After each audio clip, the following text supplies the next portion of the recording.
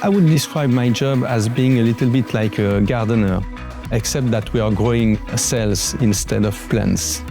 My name is Julien Hayoz. I'm Executive Director of Site Lead Biologics.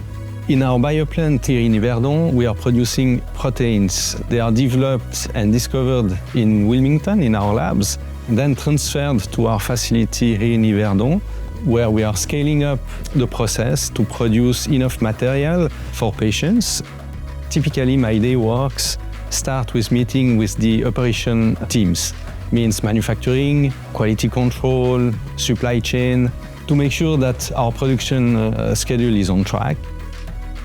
So Solvan is more than words. It's our daily routine here. We are facing very complex challenges, and therefore we need to find solutions every day.